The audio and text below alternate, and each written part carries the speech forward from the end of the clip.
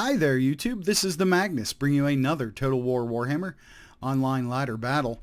Today I chose to play as the Vampire Counts, bringing a oldie but goodie type build, and my opponent chose to play as the Warriors of Chaos. So let's take a look at what I did here. I have 3 Skeleton Spearmen up front, behind them I have 3 Crypt Horrors, and in the back I have 2 Graveguard and the Stearnsmen. And then as far as a leadership crew, I've got Manfred von Karstein on a steed. I have 2 White Kings, the Claw of Nagash, and where are you at? Why are you hiding from me? There it is. Okay, I have a Necromancer on a corpse cart.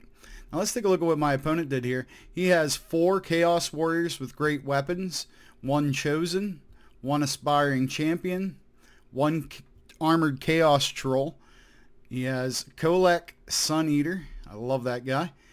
He has Chaos Knights with lances, a Chaos Sorcerer of Fire, and a Feral Manticore in the air.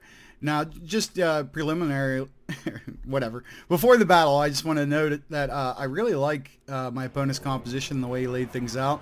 The only thing I don't like are the trolls, because they have low leadership, and if there's anything the vampires are known for, it's fear and terror. So we're going to go ahead and emerge from the woods here. And the goal here is just to do a good old-fashioned Death Star with the build him up against with the heavy hitters he has and stuff like that. I think that's the best thing to do. He's going to fire off a fireball. I'm going to try to dodge it, and I get basically like a glancing blow there. So not too much damage done, so that's a good situation for me. The fireball is an excellent weapon against the Vampire Counts. Corpse carts, necromancers, any sort of mortis engine, like I have the Claw of Nagash here. They all take severe punishment from that fireball. It can be absolutely lethal. So again, that's part of what I like about this composition. This one he moves into closer range, and I can't get out of the way anywhere near soon enough, so I lose about half of the health on the Claw of Nagash. Now, with how important and expensive this piece is, I can't afford to lose it. I want to change the dynamic, so I just open up the YOLO and let everybody come charging in to these Chaos Warriors.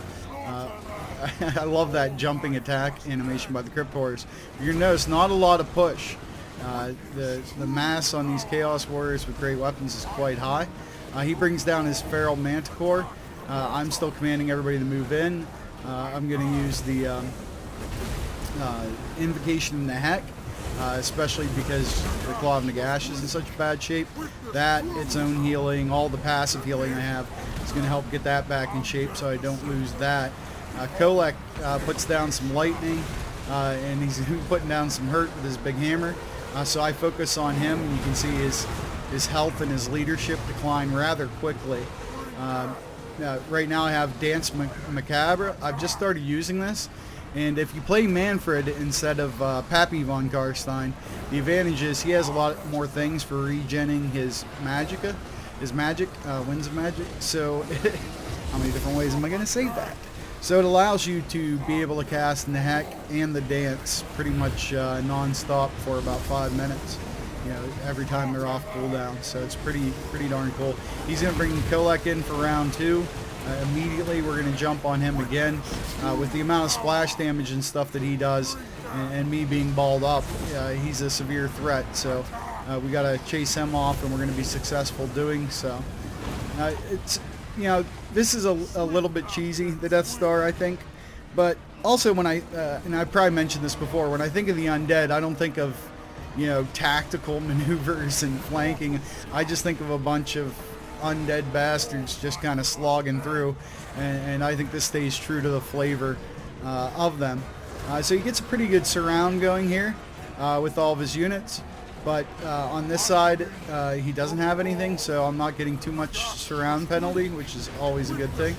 He's going to dive in his flyer here, the Chaos Sorcerer of Fire. We put a bad hurt on the Manticore. It's going to decide to go elsewhere, and right now we're just kind of pushing out to the edges. More lightning comes down, and that's when I realize I can't let Kolek hang out back here. It says only 5 kills. I don't know if that's accurate or just most of it was health damage, but either way, he's very effective and can be very effective against the vampire. So we decided to have the whole crew just chase him down here for a while and put a hurt on him. What it's also going to do is kind of stretch out my men and his men some, which is going to allow me to get charge bonuses when I redirect, which is a good thing. So you're going to see as soon as Kolek runs, I'm going to charge at these trolls because I know, just a slap or two and their leadership's going to break. It does. So they're not going to be able to come in and do a bunch of damage either. As you can see, the power bar is just consistently ticking in my favor. That's really what you're looking for when you play this kind of build. You should expect like the first 30 seconds to a minute, it's not going to look like much, but as long as your guys aren't going down real quick, you're okay. And after that, you should expect a steady and sure tick towards victory. That's pretty much what you're looking for. I don't see many other people using this. I don't use it very often, but I like to bust it out once in a while because it's fun for me to play, and I feel it's pretty darn effective. Now, you're not going to beat, the best players in the world with this. It can be picked apart, but definitely against your more average player, it's going to do quite well, and we get a victory for the vampire counts. Now let's take a look at the tail of the tape. You're going to notice since he brought such a small army, my kill count's going to be very low, but you see there's a pretty steady amount of kills amongst all of my infantry and monsters here. Leadership not as much, but a lot of times they're focused on his leaders. And let's take a look at what his army was able to do. The Chosen did quite well, and that's because they have the staying power. They're a lot like a dwarf unit. They can just stay and stay and stay. So these guys are quite good. The Chaos Warriors with great weapons. Some did okay. Most of them did okay. The Chaos Knights were kind of underwhelming. The Troll, like I said, that's the only thing I would say about his composition that I don't like. There's so much fear and terror with the vampires. Don't bring Trolls. You'd be way better off with just about anything else. So yeah, no Trolls against these guys. His Pharaoh Manticore did okay. Sorcerer of Fire with his fireball and stuff almost picked off the Claw of Nagash, so it was a good try. And Kolek did some damage, but overall just completely overrun by the Storm of the Dead.